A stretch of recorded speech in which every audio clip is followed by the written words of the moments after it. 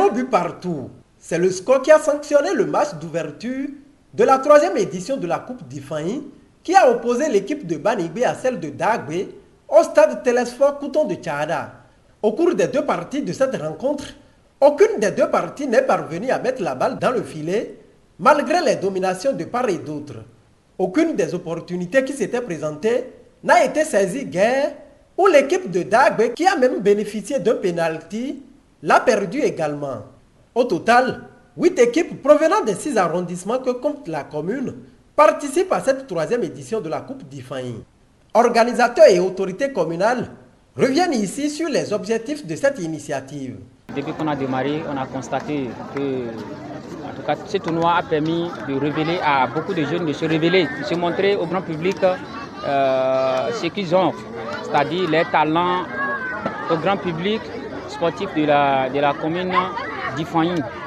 Donc c'est un tournoi qui permet à nos jeunes de montrer de quoi ils sont capables et de se faire plaisir, surtout que nous sommes en période des vacances scolaires. Donc c'est une manière aussi d'occuper la jeunesse, de leur offrir des loisirs sains.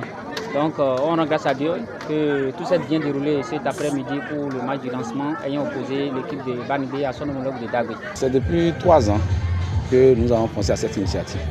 C'est d'abord pour occuper les jeunes de la commune par des loisirs sains au cours des vacances. Et encore pour identifier des talents au niveau de notre commune. Parce que quand on interroge l'histoire, il faut détenir de grands joueurs qui ont fait même leur preuve dans des clubs au niveau national et à l'international. Mais depuis quelques années, on observe qu'il y a un désert. Donc on s'est dit, il faut combler ce vide. C'est pourquoi depuis 2021, nous avons initié cette activité appelée Coupe d'Ifaï, qui nous permet de jouer pendant les vacances. Pour cette 3e édition, des innovations y sont introduites. Cette année-ci, nous allons décider de faire une rotation. Nous sommes aujourd'hui à Tchada pour le lancement officiel. Et la finale est prévue pour le terrain de Banigbe, le terrain communal. Des innovations que nous avons apportées à la Coupe d'Ifaï. Ce n'est pas que le football, il y a la pétanque, il y a le fitness, il y a le dépistage également. Mais cette année, nous sommes allés au-delà. Parce qu'il y a un autre sport qui se développe, c'est le jeu de pétanque. Et nous avons organisé un tournoi aussi pour la pétanque. Nous avons profité aussi parce que on voit l'environnement aujourd'hui que nous sommes en train de nous occidentaliser. C'est-à-dire que les mouvements sont rares. Donc on s'est dit il faut aussi faire de la marche.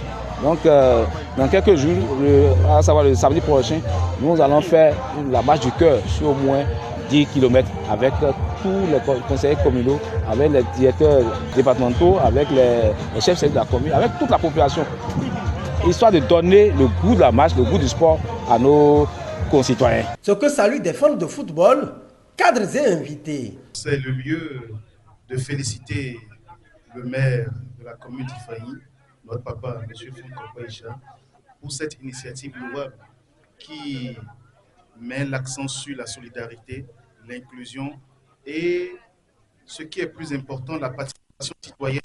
Et on ne peut que dire que révélons ensemble les talents d'Ifaï. Ifaï devant, Ifaï debout. Le match d'ouverture oppose l'arrondissement de Dagbe et celui de Banigbe naturellement. Donc c'est rien que des frères et c'est la commune d'Ifaï. Et les joueurs pour la première partie nous ont présenté de beaux jeux. Ils ont fait le meilleur d'eux-mêmes et on leur demande de continuer sur la même lancée et que c'est Ifaï qui gagne. C'est Ifaï qui gagne et c'est le département du Plateau en général qui gagne. Vous savez, en ce moment, sur la plupart des stades dans le département du Plateau, le ballon roule. Il roule pour le plaisir des amoureux du Curon, comme on le dit. Je souhaite une très belle compétition à toutes les équipes engagées dans ce tournoi et que finalement, Ifaï gagne. Pour que les fruits tiennent la promesse des fleurs, l'on lance un appel à l'endroit des uns et des autres.